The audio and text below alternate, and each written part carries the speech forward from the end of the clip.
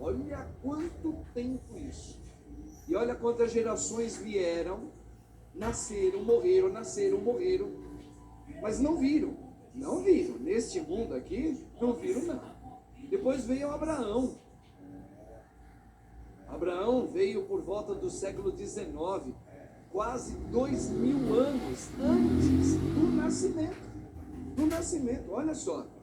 E não é que o Pai, Deus, promete a ele, olha, tudo para lembrar que o nosso tempo não é o tempo de Deus. Que através da descendência de Abraão viria o Salvador. E não é que começou mesmo a funilar isso tudo, porque do neto Jacó, do neto de Abraão, Jacó, ele teve 12 filhos. E Deus revelava, na hora de orar, que pela mão de Jacó, Judá viria da tribo de Judá, de um dos filhos, aquele que é o Messias. E aí foi, funilando. E foi até que veio Jessé, a família de Jessé, que é pai do rei Davi. Olha quanto tempo. Davi viveu praticamente quase 1000 anos antes de Cristo. Aí a gente chegou na leitura de hoje, nesse domingo. Olha só que coisa linda. Davi, o grande rei, considerado o grande rei do povo de Israel, ele vivia num palácio bom. Já tinha conquistado todas, tinha derrotado muitos inimigos, deu uma tranquilidade para o povo. O povo judeu estava vivendo muito feliz na gestão do reinado de Davi. Aí Davi teve a seguinte questão, leitura de hoje: eu moro num palácio bonito, tenho tudo, não me falta nada, mas eu não tenho uma casa. A Arca da Aliança, que andou durante tanto tempo pelo deserto, vivia entre tendas. E eu moro no palácio e o próprio Deus numa tenda. Não, isso não está certo. Foi aí que ele disse, chamou o profeta Natan. Tem um bichinho aqui, vocês não ligam não, tem um bichinho que está circulando o palio. Mas acho que é porque eu não tomei banho direito. Acho que eu não tomei banho agora de cedinho. Tomei banho ontem à noite. Tomei banho. Aí sabe como é que é? Tem essas coisas, calor, né? Então, deixa o bichinho. Aí, tá aí. Pode de vez em quando eu fazendo assim, tá? Que pode ser uma abelhinha, vai que gosta, né? Enfim.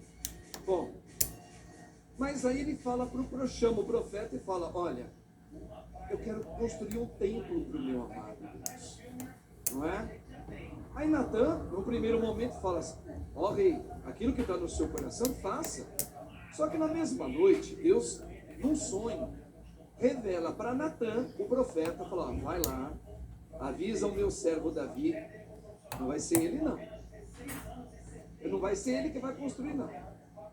Aí faz essa profecia aqui, ó, que a gente acabou de escutar, que seria da descendência dele. E claro, agora atenção aqui, uma coisa que nós já aprendemos, que é uma coisa que é importante você entender para a tua espiritualidade, viu? Na hora que você rezar. Quanto mais intimidade eu tenho na oração com o nosso Deus, mais ele vai se revelando. Isso a gente sempre ouviu. Como é que é chamado isso? Conhecimento infuso. Ou seja, aos poucos, Deus vai, aos poucos, ó, não é tudo de uma vez, vai revelando o que ele tem para você. Então Deus também deu uma revelação para o profeta Natan falar para ele. E qual foi? Nascerá de ti, ó Davi, um filho. Atenção aqui, atenção.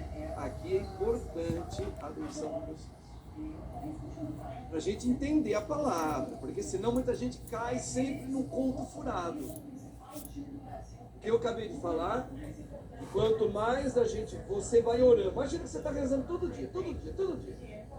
O Espírito do Senhor começa aos poucos, ao termo, e revelando para você o chamado que ele tem na tua vida.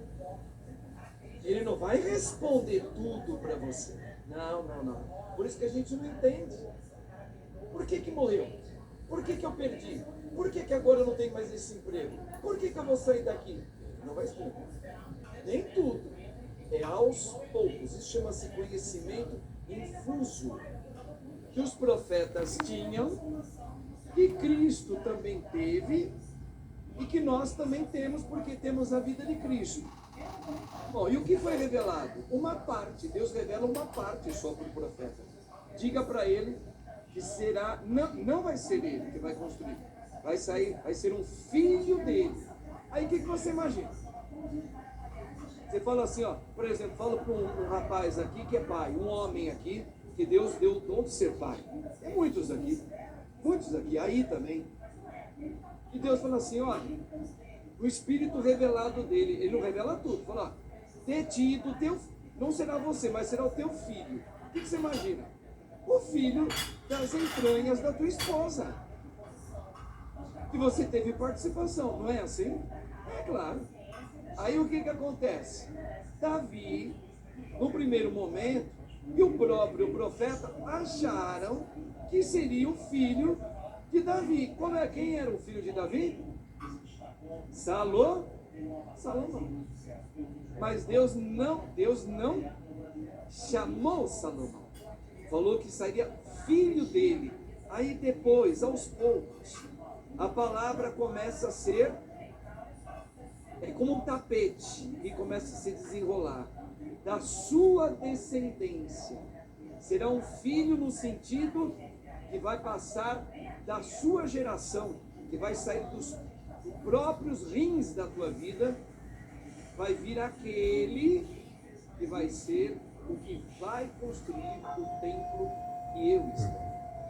Veja, Davi teve Salomão teve outros filhos, e não foi nenhum deles. Salomão construiu um templo, mas foi destruído.